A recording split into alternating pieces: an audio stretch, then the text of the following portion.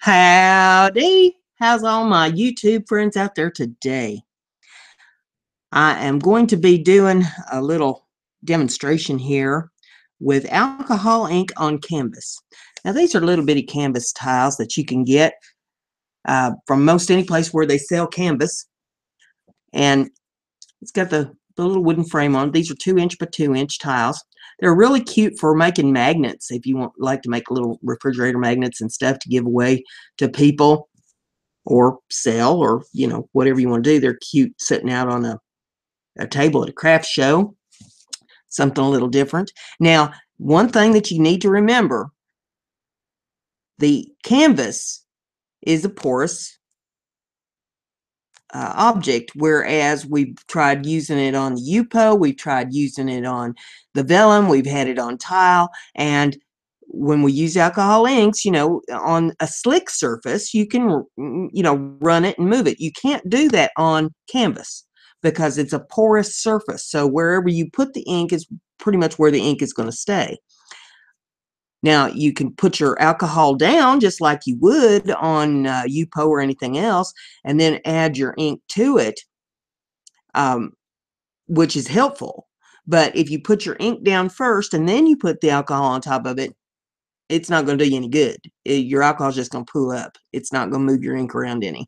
So with that in mind, we've got this little tile here, and I'm going to do a little painting on it. It's going to be basically abstract. Maybe it might turn into a flower. Who knows? That's the fun thing about painting. It goes wherever your mind takes it. I might add a little of the PBO paint to it. When it's over, I don't know. We'll just have to play around and see where it goes and what it does. So I'm going to start in with a green background on this, and let's get the alcohol up here. Now this is 91% isophyric alcohol. Easy for me to say, huh? 91% isophyl rubbing alcohol, and I got it at the Walmart, so it's not difficult to come by. And I'm just going to pour some of that on here first. Let's wet our surface down just a little bit. And it's already got a little green to it. Painting I was doing earlier, that up on the rim of the alcohol. So make sure we get that clear the edges and stuff on there. Now, if you can see daylight through your canvas, see, this one's pretty tight. But, if there's holes there, because it's a canvas cloth, you're going to want to gesso that and fill them holes up some. Otherwise, your ink's just going to go through. It's like putting it in a sieve. So I'm going to put down some green on here first. Just kind of sprinkle it. Just 2 or 3 drops of it's all you need. And I'm going to take kind of a fan brush here and just kind of move that out. That's going to put my background in. And since I put the alcohol down first, see that the green moves. And I want to do the edges of my tile too. It gives it a more finished look. And if we do that in the beginning, with what your base color is, it all matches. And there we go. Just move that around.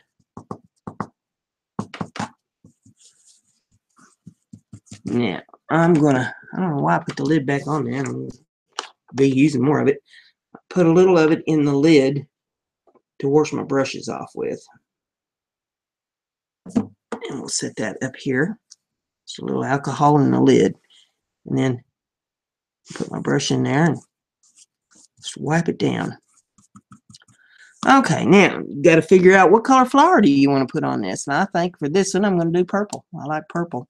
But you want your background to be dry, so we're going to get the cannon out here and blow a little air on that. And try to get it where you can see it.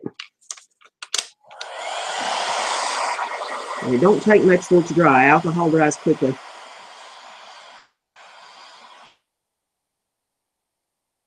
If you don't dry it first, then whatever color you put on top of it is just going to mix in with it, and you end up with mud. So Just that quick. It's dry. Now, for this, we're going to put this off to the side because our surface is dry now. If we add more alcohol to the surface at this point, that's going to reactivate the green. Add alcohol to your brush and then dip it into paint and make it flow,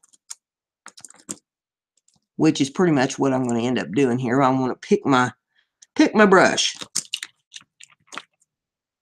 Kind of like name your poison. I think I'd like to start out with this brush right here. Now, actually, these brushes I'm using are nail brushes for doing nail art.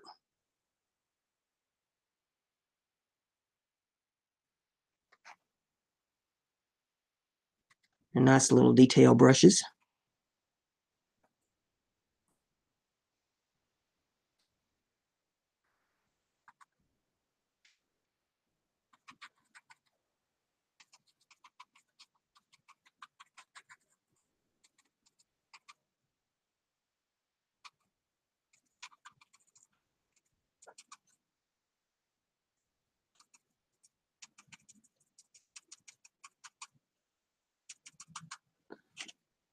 So then just tap it on there, and as the edge is dry, it gives an edge to your petal. And you can come back in and even past that if you want it.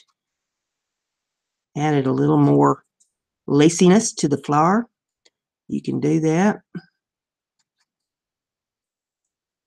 around the edges.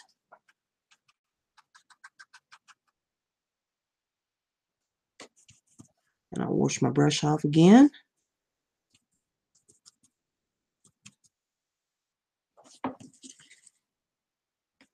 Now for the centers, I think I'd like to do some yellow. So we'll put some yellow out here on the side. And there again, we've got to dry it, because if we don't, it'll make it muddy.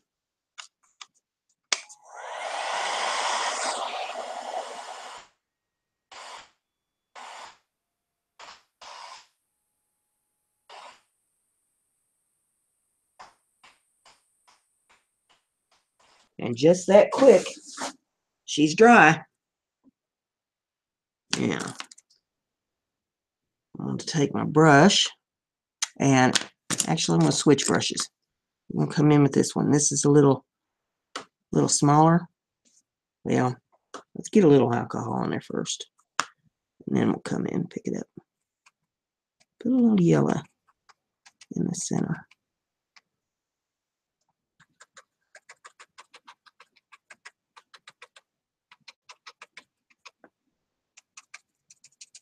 There's one peeking out right there.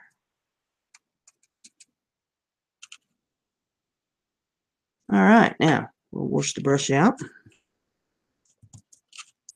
Then I want to come in with a darker green.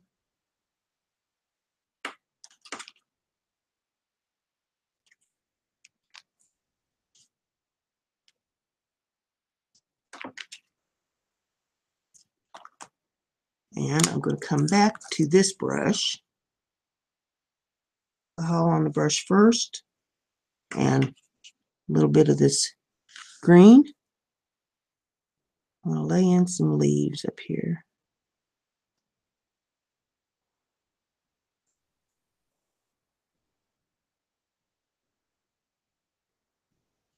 Some leaves and some stems.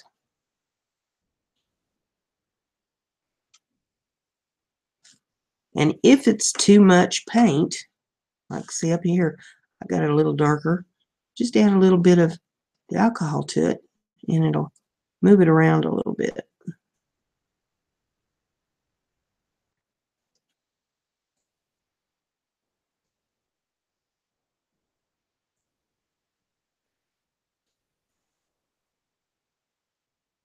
If you don't really like the shape of a leaf, you can reshape it a little bit.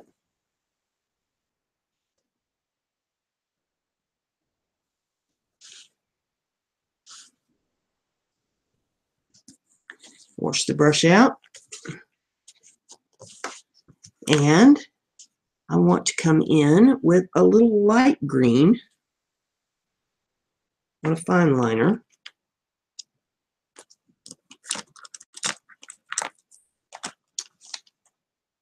For a little defining.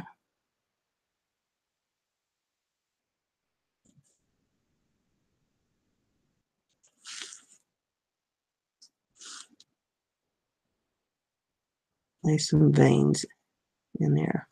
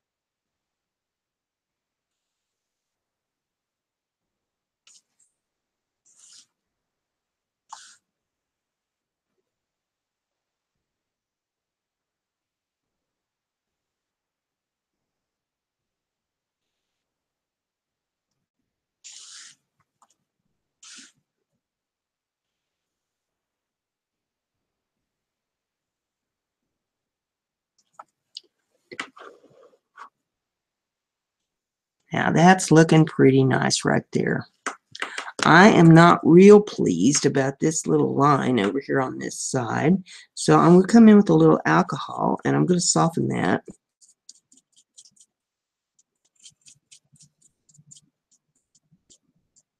Pull that out a little bit.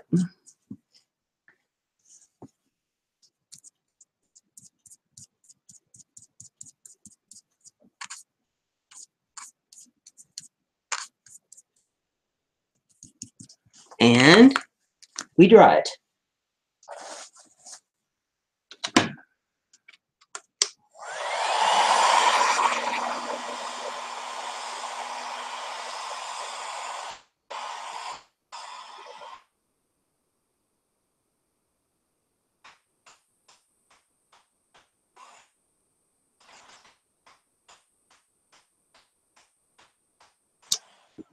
And for the final touch, I put my initials on it. You always sign your work. And let me turn this, see which way I would like to make this for the bottom. I think the way I had it would be appropriate.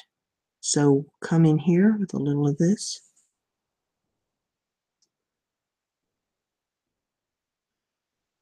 Always sign your work.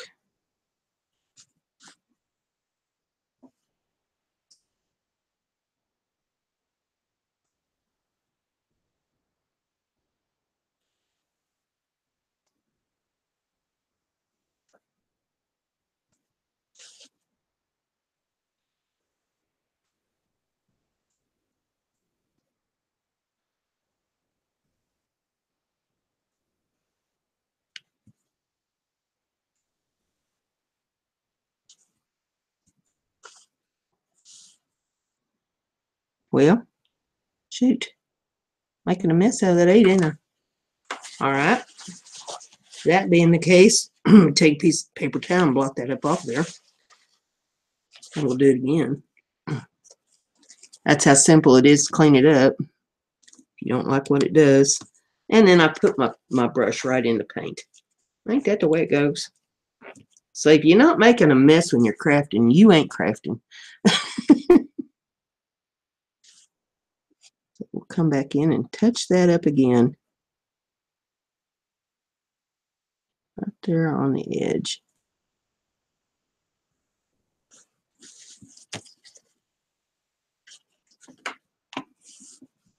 Here, let me take this brush.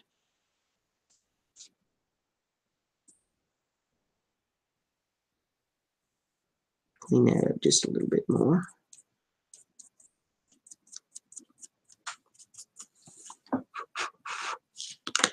And blot it. All right. Now, try that again.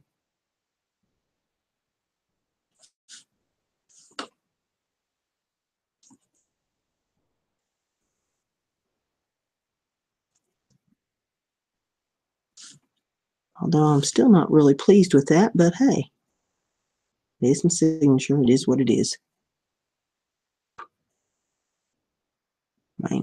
You can tell that it's a BG18. That's what matters. So there you go. There is a little tile painted, little canvas tile painted up with some flowers on it. Put some magnets on the back of that. Now I would seal that. I would spray it with some Krylon. That way, if it happens to get wet, it's not going to make the ink run on it. But there you have it. That's how simple it is. It's a little different from painting on your UPO or on your vellum or on tile or whatever you're using. Now, if I wanted to dress that up a little bit, you know, I could come in with some of the PBO. Let me stir some of this up and show you what I would do with that. Now, the PBO, again, this paint, for any of you that may not have seen my videos on this PBO paint, it is an oil base. It is a paint that actually makes its own cells when it dries. It has real pretty cells that it comes up with. It takes roughly 3 hours for it to dry, maybe 24 to 48 to cure, depending on how thick you put it on. You got to just stir the dickens out of it when you're working with it, because it is a very thick paint. It settles to the bottom of the jar. And I'm just going to put just a little of it out here. I'm not going to use a whole lot of it on here, but just to dress this up a little bit and give you an idea of how I would use PBO on here. I'm getting it all over everything. This is a little of the purple color, and I would go in with, let's see, I think maybe this small detail brush will work for what I want to do here. Now I take a little bit of this and maybe just define around the petals of the flower a little bit. Give it a little definition.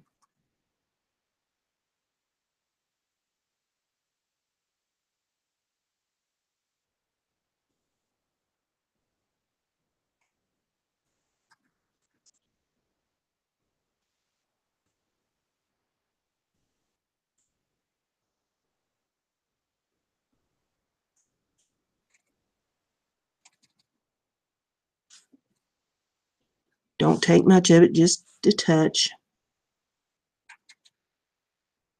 Gives it a little texture and makes the flowers pop just a touch more. Keeps them from looking so flat. So that's how we do that.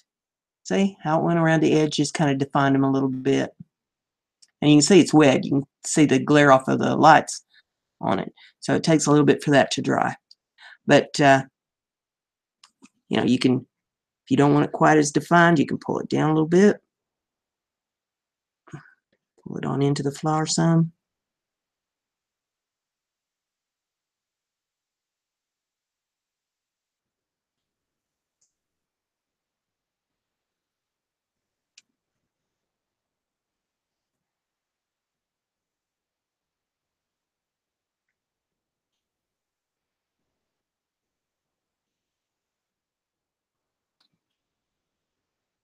Just kind of moving it in the light to see a little bit better how maybe I want to move it around.